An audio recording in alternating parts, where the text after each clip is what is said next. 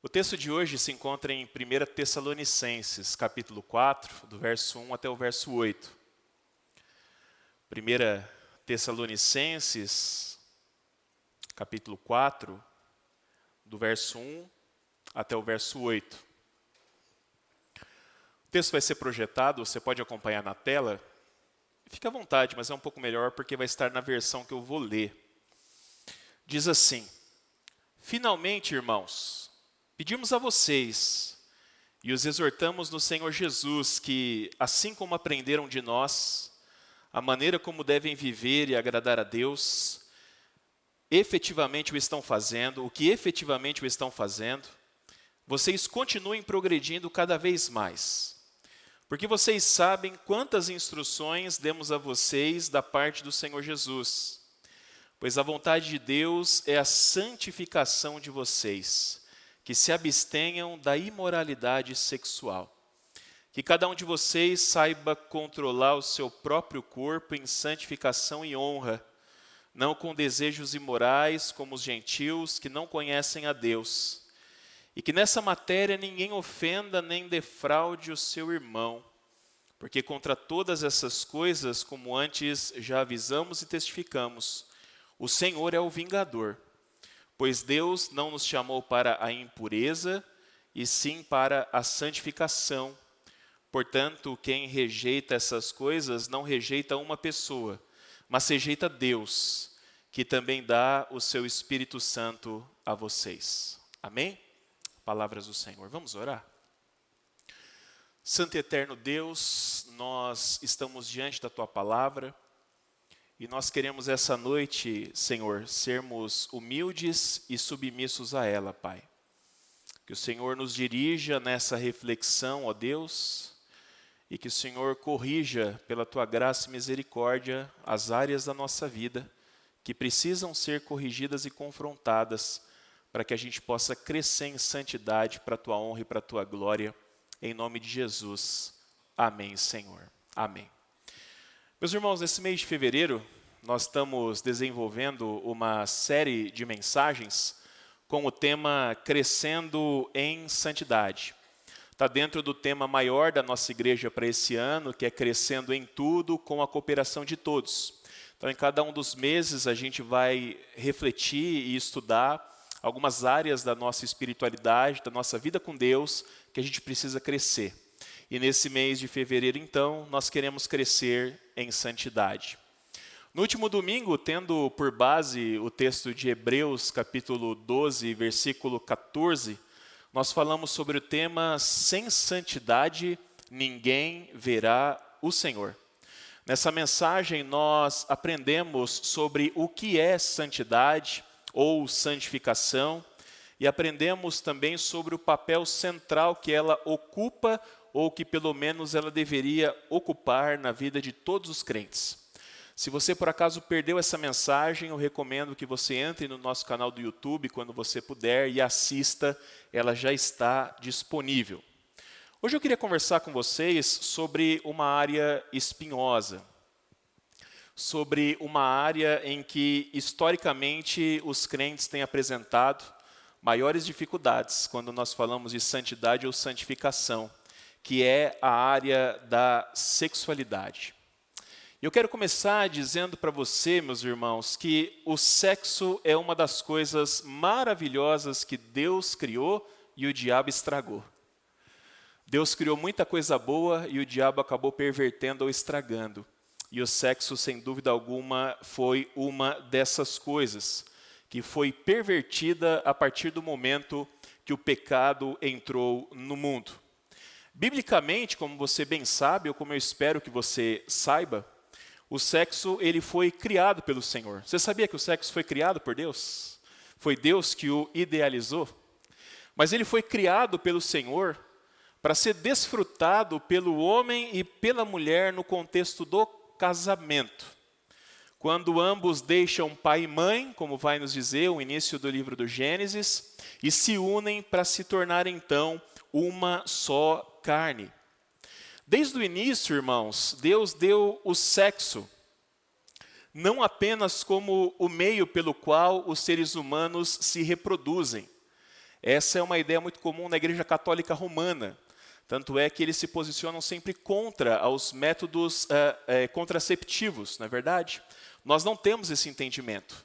A gente entende que Deus não deu o sexo para a gente apenas como um meio de reprodução, mas também como um meio de prazer, como um meio de alegria, como um meio de deleite na vida do casal. E eu queria dizer para você também que o sexo é um assunto sério para Deus, sabia? É difícil a gente falar sobre isso na igreja, mas o sexo é um assunto sério para Deus. As Escrituras, elas estabelecem os limites, elas colocam os marcos daquilo que é uma sexualidade projetada e abençoada pelo Senhor e aquilo que não é. Por exemplo, o sexo antes do casamento, ele é condenado pelas Escrituras. E ele recebe o nome de um pecado, que talvez os mais antigos usavam muito, que é o pecado da fornicação. Já ouviu falar isso? Fulano é um fornicador. Significa que ele fez sexo antes do casamento. O sexo fora do casamento, com outra pessoa, que não é o seu marido ou a sua mulher, também é condenado pela Escritura. Creio que você sabia disso. É o que a Bíblia chama de adultério. É a quebra de um dos 10 mandamentos lá de Êxodo 20 que eu e você precisamos observar. Mas o que muita gente não sabe, meus irmãos, é que no casamento a falta de sexo também é condenada pelas Escrituras. Sabia disso? Maridos, por favor, não cutuquem suas esposas, nem chutem elas, tá bom? Mas eu queria dizer para vocês que a Bíblia também condena a falta de sexo. Em 1 Coríntios 7:5, o apóstolo Paulo ele vai exortar os irmãos da igreja de Corinto a não se privarem um do outro. Ele diz assim: não fiquem longe muito tempo um do outro. Não se privem da prática sexual, porque fazendo isso, vocês vão abrir então brechas para que Satanás possa tentá-los na área da sexualidade.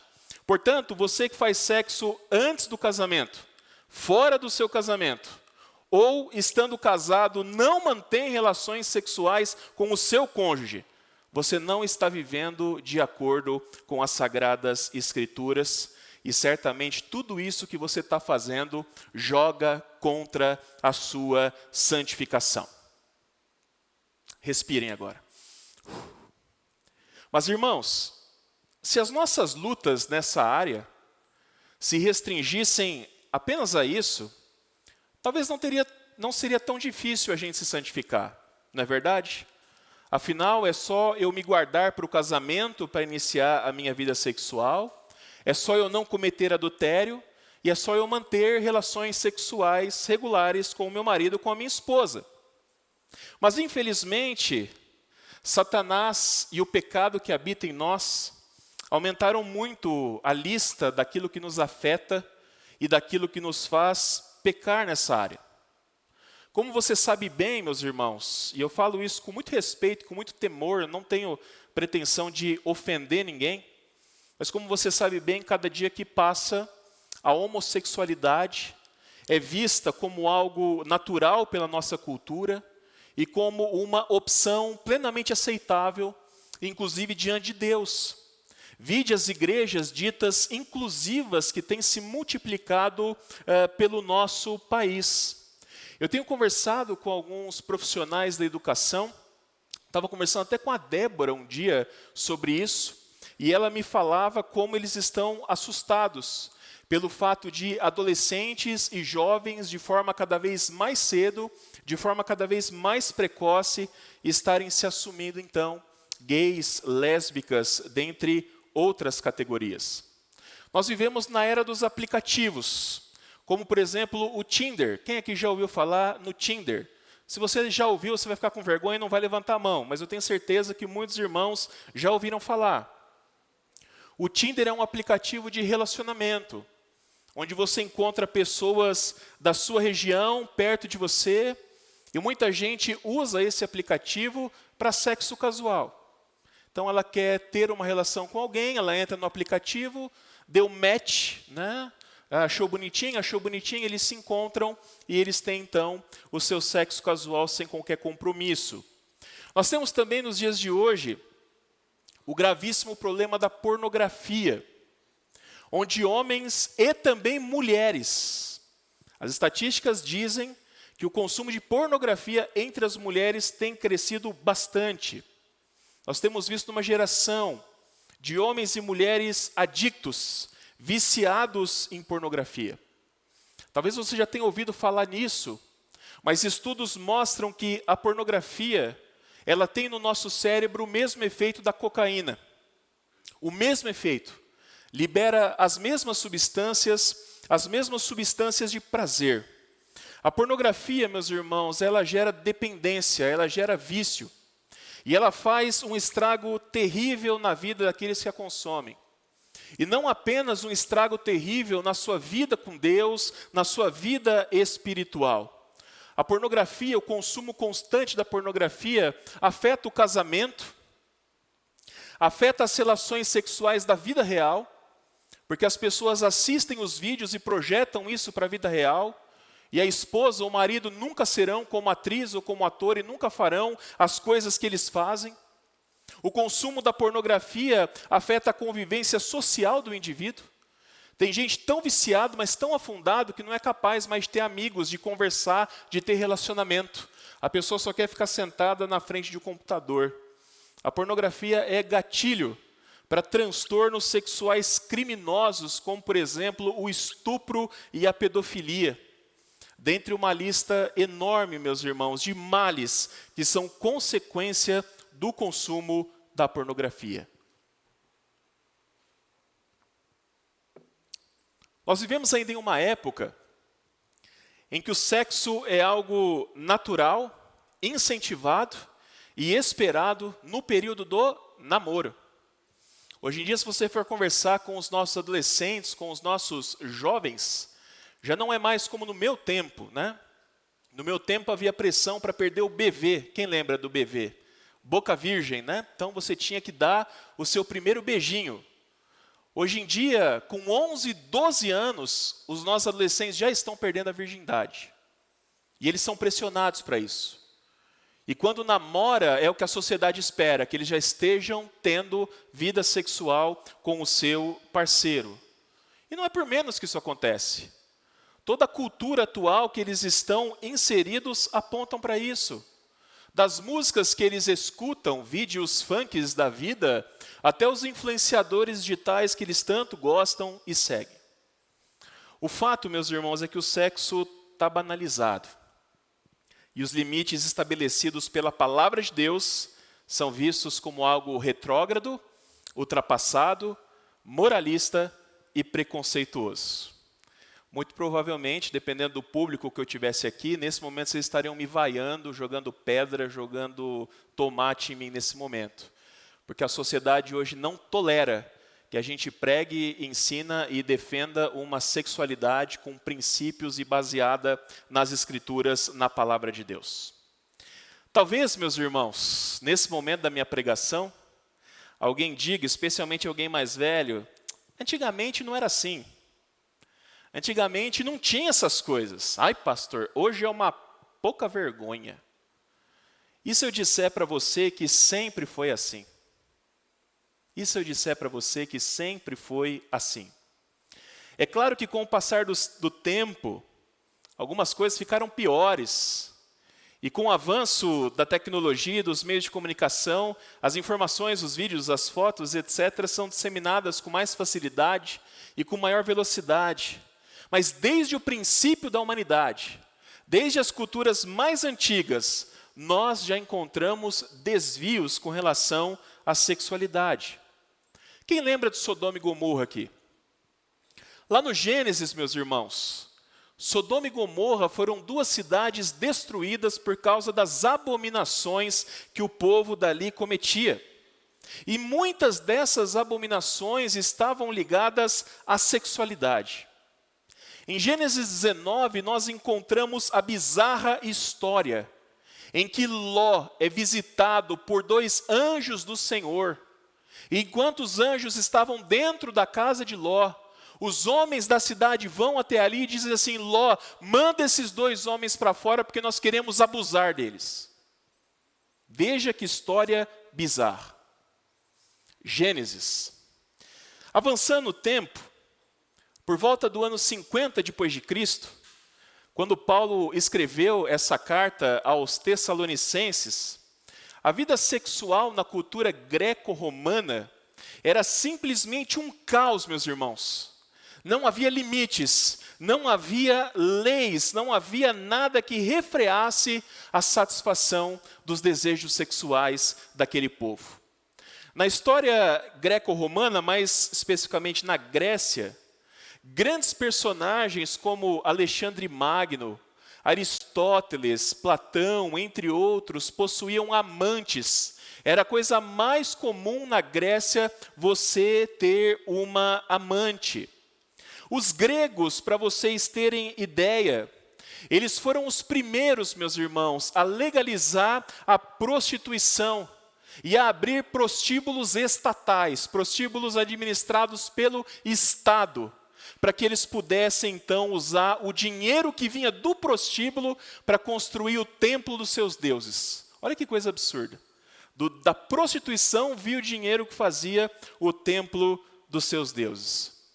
Havia um ditado na Grécia que dizia assim: os gregos têm prostitutas para o prazer, concubinas para as necessidades diárias do corpo e esposas para procriar filhos. Olha só como era vista a sexualidade dos gregos. Quando nós vamos para Roma, a impressão que eu tenho é que a degradação moral ela se torna ainda maior.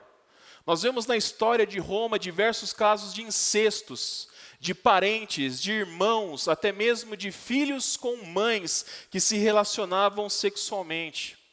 Nós temos casos, meus irmãos, como o de Messalina. Messalina era esposa de um imperador romano chamado Cláudio. Sabe qual que era uma prática comum da Messalina? Ela saía escondida do palácio à noite e ia para o prostíbulo se prostituir. E não é porque ela estava precisando de dinheiro, não. A homossexualidade também era algo muito comum no Império Romano. Tanto no meio dos soldados, como também entre a nobreza, entre os imperadores. Há um famoso historiador inglês chamado Edward Gibbon, e ele afirmou, certa vez no seu livro sobre o declínio e queda do Império Romano, que dos 15 imperadores romanos, Cláudio, aquele que era traído pela mulher, ele foi o único imperador que não era homossexual. Já pensou? O que era traído pela mulher era o único que não era homossexual. Os demais 14 imperadores eram. Fora o fato, meus irmãos, de que naquela época, a prostituição havia uma ligação muito próxima com a religião. Em Corinto haviam templos da deusa Afrodite, em que ali moravam não centenas, mas milhares de prostitutas cultuais. Eram mulheres que estavam ali e vendiam o seu corpo, porque o sexo no altar de Afrodite era uma das formas de adorar aquela deusa. Para o mundo greco-romano, que era o mundo de Paulo e dos Tessalonicenses naquele contexto, a sociedade era permissiva e promíscua. Imoralidade nas questões sexuais era um costume normal naquela sociedade. Você consegue ver similaridades com a gente? Similaridades com o nosso tempo? O apóstolo Paulo, meus irmãos, ele se preocupava com isso naquele contexto. Porque os que haviam se convertido e agora faziam parte da igreja de Tessalônica, vinham dessa sociedade, vinham dessas práticas e continuavam vivendo e continuavam inseridos nesse mesmo contexto. Por isso, meus irmãos, a primeira coisa que ele faz, quando ele começa o capítulo 4, que é uma parte de exortações mais práticas da sua carta, ele vai exortar os irmãos daquela igreja acerca da necessidade da santidade no sexo. Nos versículos 1 e 2, o apóstolo Paulo, ele utiliza palavras que acentuam a seriedade e a importância da exortação que ele vai fazer na sequência. Em dois momentos, nesses dois primeiros versículos, ele evoca a autoridade do próprio Senhor Jesus para mostrar que esse era um ensinamento que não vinha dele, era um ensinamento e um mandamento que vinha do próprio Senhor. A partir do versículo 3, meus irmãos, Paulo passa então a dizer para nós quais eram as marcas daqueles que querem obedecer à vontade de Deus, vivendo em santidade. Então, se você quer viver em santidade, dentro da área da sua sexualidade, você precisa observar essas marcas. E Paulo começa então a compartilhar com a igreja. E a primeira delas, meus irmãos, está na segunda parte do versículo 3. E essa marca é a seguinte: quem quer viver em santificação deve se abster da imoralidade sexual. A palavra que é traduzida aqui no nosso texto como imoralidade sexual é a palavra porneia. É dessa palavra porneia, por exemplo, que vem a raiz de pornografia. Mas porneia não é um termo fácil da gente definir, porque é um termo que tem, meus irmãos, uma ampla gama de significados. Mas, de modo geral, todos eles fazem alusão a pecados relativos ao sexo. Tem um teólogo que eu estudei para essa mensagem, chamado Howard Marshall, e ele definiu porneia da seguinte forma: todas as relações sexuais fora daquelas que ocorrem dentro do relacionamento do casamento. Ficou claro para você? Porneia é todas as relações sexuais fora daquelas que ocorrem dentro do relacionamento do casamento. Todo o desfrute do prazer sexual, seja sozinho ou com outra pessoa, seja virtual ou real, fora do contexto, fora da aliança do casamento, é tratado pela Escritura como porneia. É tratado pela Escritura como imoralidade sexual, como algo que desvirtua e nos afasta do propósito de Deus para o sexo. Paulo vai dizer para nós que aqueles que querem viver em santidade e fazer a vontade de Deus dentro da sua sexualidade devem se abster de tudo aquilo que as Escrituras tratam e consideram como imoralidade sexual. E sem dúvida, meus irmãos, todos os exemplos que eu citei de como a nossa cultura vive, e todos os exemplos que eu citei de como a cultura greco-romana de Paulo e dos Tessalonicenses viviam, se enquadram nessa categoria. Tudo aquilo certamente pode ser considerado como porneia, como imoralidade sexual. E Deus quer que a nossa vida seja liberta desse mal. Deus quer que a nossa vida seja liberta de toda imoralidade sexual. Amém? A segunda marca de quem quer viver em santificação nessa área da sexualidade é o controle do próprio corpo. O controle do próprio corpo. No versículo 4, Paulo diz assim: que cada um de vocês saiba controlar o seu próprio corpo em santificação e honra. Ora, meus irmãos, nós não somos animais irracionais, controlados pelos nossos desejos e controlados pelos nossos impulsos. Na natureza, quando o animal sente o cheiro da fêmea que está no cio, está pronta para o acasalamento, ninguém consegue segurá-lo. Ninguém consegue segurá-lo. O seu instinto, o seu impulso, o seu desejo é simplesmente incontrolável. Afinal, ele é um animal, ele é irracional, ele não pensa, ele só reage mediante aquilo que o seu organismo quer. Graças a Deus, eu e você somos muito superiores aos animais. Amém? Nós somos seres racionais, meus irmãos. Deus nos dotou de inteligência, capacidades que os animais não têm. O nosso corpo foi criado pelo Senhor. E a Bíblia diz que o nosso corpo pertence ao Senhor. Aliás, a Bíblia diz que nós fomos comprados pelo Senhor por um alto preço. O nosso corpo foi remido, salvo por Cristo. A Bíblia diz que o nosso corpo é santuário, habitação do Senhor, templo do Espírito Santo. Quando a tentação vier e infelizmente muitas vezes ela vem e ainda virá na nossa vida, nós precisamos saber controlá-lo. Nós precisamos deixar claro para o nosso corpo que as nossas decisões não são tomadas por base naquilo que ele quer, naquilo que ele deseja, nos seus impulsos. As nossas decisões com relação à nossa sexualidade são tomadas a partir daquilo que o Espírito Santo de Deus que habita em nós quer. Amém? Nós somos chamados para viver segundo o Espírito e não segundo a carne. O apóstolo Paulo, em Gálatas 5, ele vai dizer para nós que um dos frutos, ou uma característica do fruto do Espírito Santo, é o domínio próprio. Estão lembrados? Domínio próprio é a nossa capacidade, meus irmãos, de nos dominarmos, de poder dizer para a nossa carne, não, você quer, mas eu não quero. E domínio próprio é uma característica daqueles que têm a vida cheia da presença do Espírito Santo.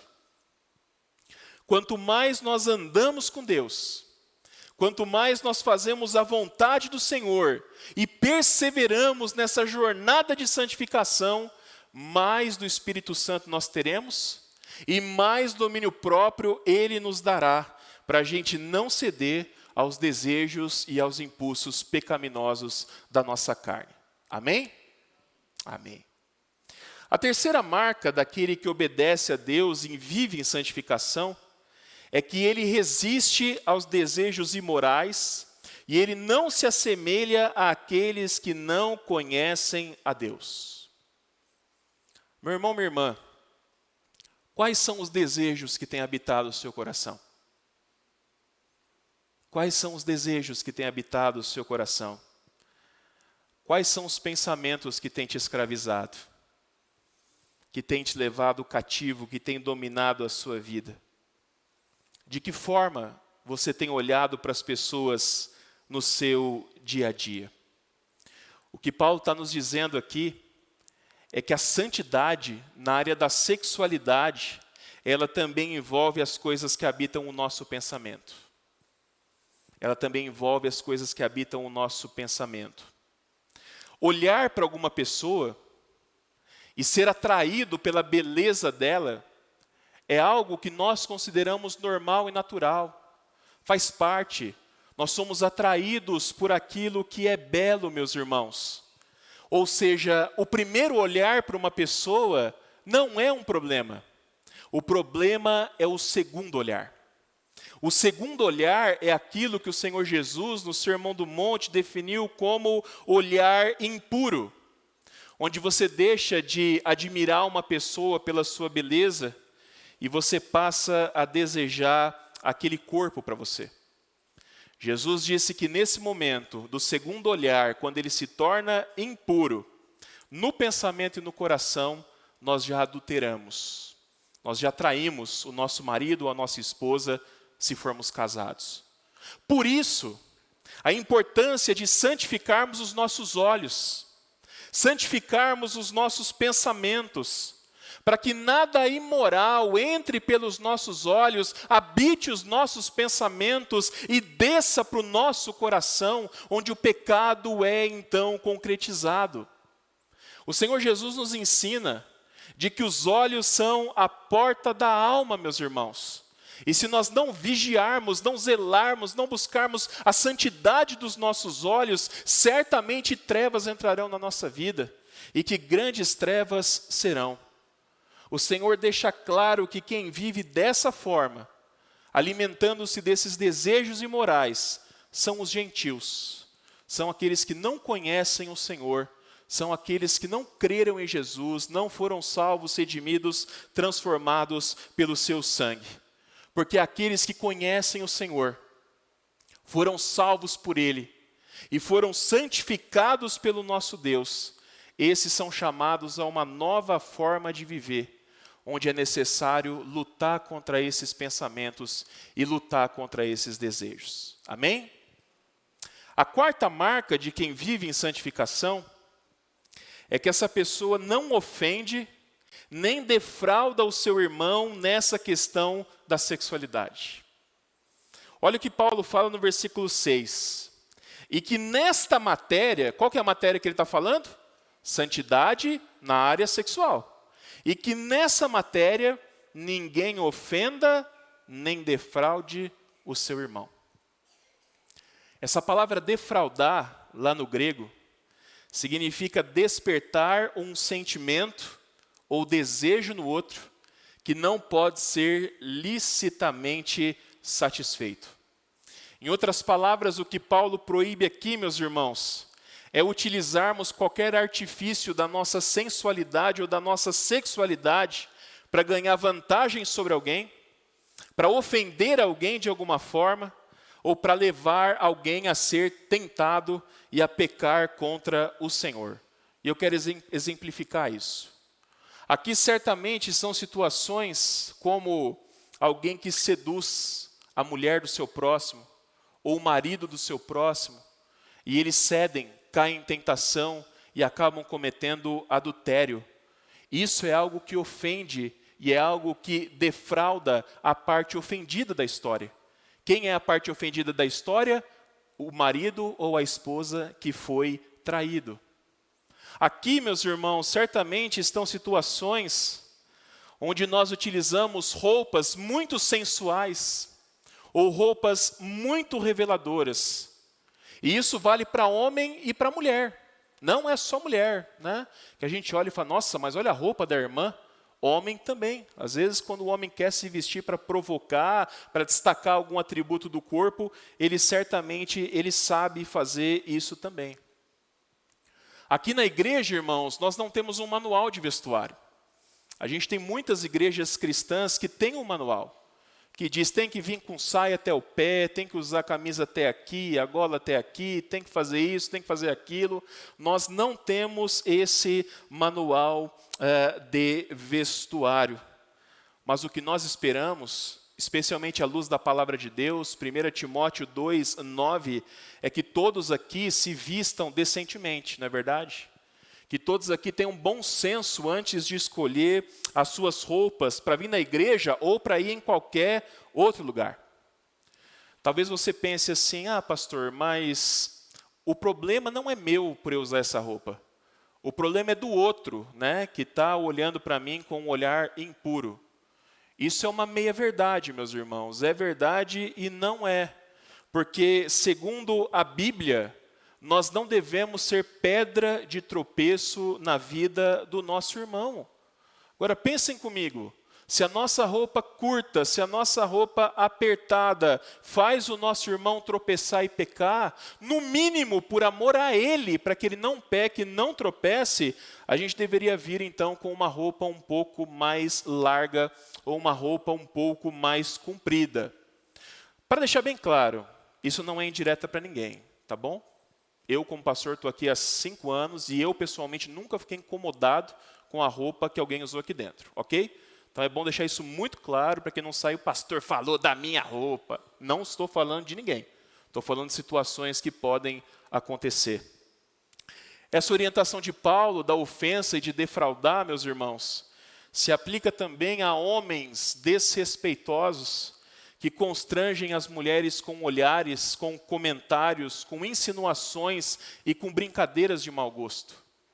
Será que você não é alguém que no seu ambiente de trabalho, espero que aqui na igreja de jeito nenhum, mas no ambiente de trabalho, não é alguém que faz essas brincadeirinhas com cunho sexual, que faz esses comentários, essas provocações?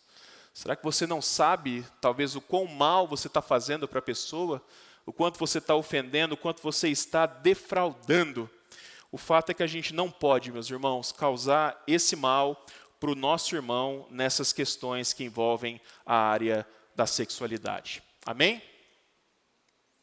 Estão mais calmos agora? Estão relaxados? Sim? Paulo vai terminar a sua exortação nesse texto, nos dando motivos do porquê a gente deve buscar a santidade do nosso corpo, a nossa pureza sexual. E o primeiro motivo que ele dá, lá no versículo 6, na segunda parte, diz assim: porque contra essas coisas, como antes já avisamos e testificamos, o Senhor é o vingador. O primeiro motivo que Paulo nos dá para a gente buscar santidade na nossa área sexual é porque o Senhor, contra todas essas coisas, é o vingador. Isso te assusta ou não faz diferença para você? Meus irmãos, pecados sexuais, por via de regra, são pecados secretos, não é verdade? São pecados ocultos. Os que têm outra mulher ou outro homem, casal de namorados que vão para a cama, aqueles que consomem pornografia, todas essas pessoas lutam para manter a sua prática oculta. Eles fazem tudo o que eles podem para não serem descobertos. O problema, meus irmãos, é que fazem essas coisas sem temor algum àquele que tudo vê e àquele a quem todos nós prestaremos contas da nossa vida um dia. Isso te assusta ou não faz diferença para você? E tem mais. O Senhor Jesus, em Lucas 8,17, ele nos fala assim: não há nada oculto que não venha a ser manifesto, nem escondido que não venha a ser conhecido e revelado. Sabe o que a Bíblia nos ensina? Tudo o que a gente está fazendo na escuridão, um dia virá à luz. Tudo o que a gente faz na escuridão, um dia, de alguma forma, virá à luz. Paulo nos fala, meus irmãos, que é melhor vivermos em santificação e obedecermos às suas exortações. É melhor fazer isso do que nós termos de encarar um dia o Deus que é vingador de todas as pessoas que nós ofendemos ou defraudamos por causa dos nossos pecados. Você pode, mais uma vez, aviso, não sei de ninguém aqui que está traindo a esposa, tá bom? Para não falar que eu estou dando indireta. Você pode estar traindo a sua esposa no secreto, mas aquele que é o vingador dela, da sua esposa, tudo vê e tudo sabe. E o mesmo se aplica no caso do marido. E essa vingança, essa disciplina de Deus, meus irmãos, ela se dá sobre nós quase de forma imediata. Isso acontece por meio da consciência pesada. Isso acontece por meio do sentimento de culpa. Isso acontece por meio da falta de paz. Vocês lembram quando Davi adulterou com Batseba? Vocês já leram o Salmo 51? Davi fala assim: enquanto eu não confessei os meus pecados, os meus ossos doíam dentro de mim. De tão grande era o peso da culpa que estava me esmagando. Meus irmãos, como Paulo nos diz em Gálatas 6:7, não se enganem, de Deus não se zomba, pois aquilo que a pessoa semear, isso também colherá. O segundo motivo que Paulo nos dá é que Deus não nos chamou para impureza, e sim para santificação. Está no versículo 7 isso. Meu irmão, minha irmã, Deus te limpou. Deus te purificou em Cristo, para que você pudesse viver limpo a tua vida e separado do pecado. Não para você voltar para a lama, não para você voltar a viver no meio do chiqueiro. Eu falei isso semana passada. Santificação é o chamado que Deus tem para cada um de nós. E para vencer os nossos pecados, muitas vezes, precisamos nos lembrar de quem a Bíblia fala que nós somos. Porque quando a gente olha para a Bíblia e nós vemos o que a Bíblia fala que nós somos, quem nós somos, a gente vê o quão sério e o quão vergonhoso é a gente viver no pecado quando Deus nos chama, nos salva, nos limpa e nos traz para viver em santificação. A Bíblia fala que eu e você somos cartas vivas da parte de Deus para esse mundo.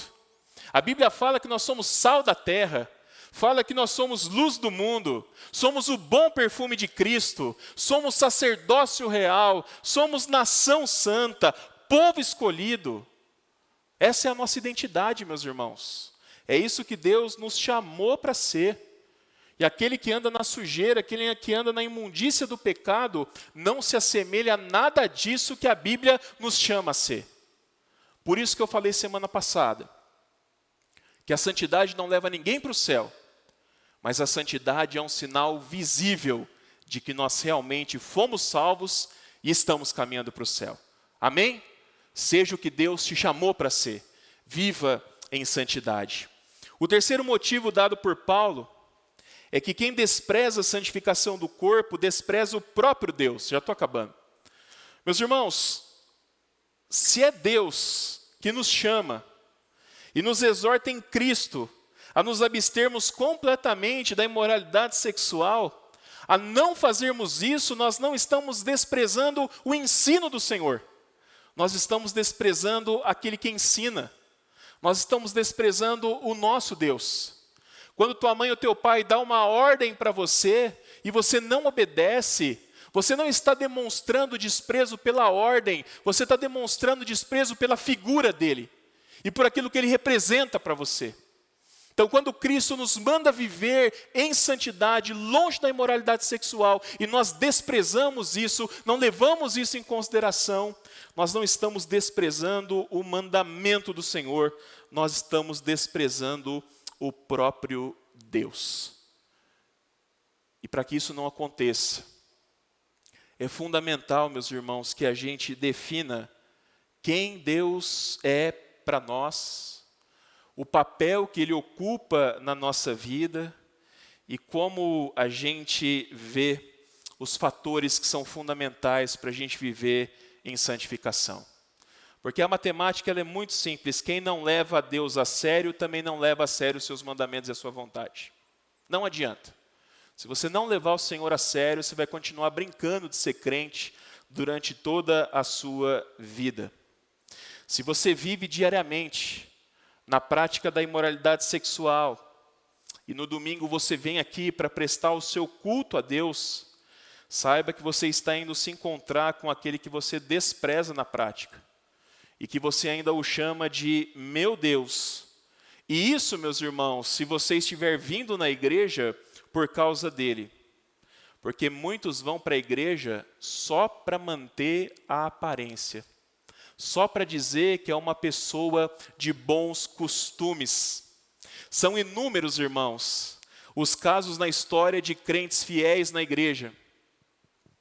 Muitos na posição de liderança, como pastores, presbíteros, etc., que não faltavam um domingo sequer, eram crentes fiéis, mas na sua intimidade, no secreto, eram adúlteros, homossexuais, abusadores, e uma série de outras coisas. Ou seja, a igreja para algumas pessoas é apenas um esconderijo, onde elas vêm, fazem papel de bonzinho e ninguém desconfia delas. E isso não pode acontecer, nós precisamos ter temor ao Senhor. O quinto e último motivo que Paulo nos dá é que quem pratica a impureza menospreza o recurso que Deus oferece para uma vida santa. A segunda parte do versículo 8 diz que o Deus que rejeitamos quando vivemos na prática da imoralidade sexual é o Deus que nos dá o seu Espírito Santo. Irmãos, a presença do Espírito Santo em nós é a maior arma que eu e você podemos ter na nossa luta por santificação. Eu disse há pouco que é o Espírito de Deus que nos dá domínio próprio para a gente vencer tentações e desejos.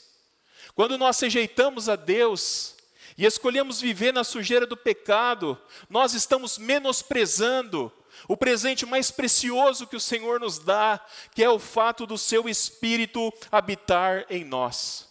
Isso não pode acontecer. A gente tem que valorizar aquilo de mais precioso que o Senhor nos concede. Amém? Concluindo, e agora é concluindo de verdade.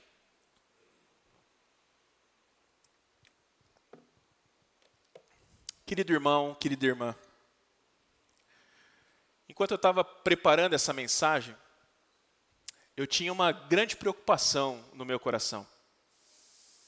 Eu não queria que esse fosse mais um sermão moralista sobre pecados sexuais, porque a igreja peca quando ela fala sobre isso e fala de modo moralista.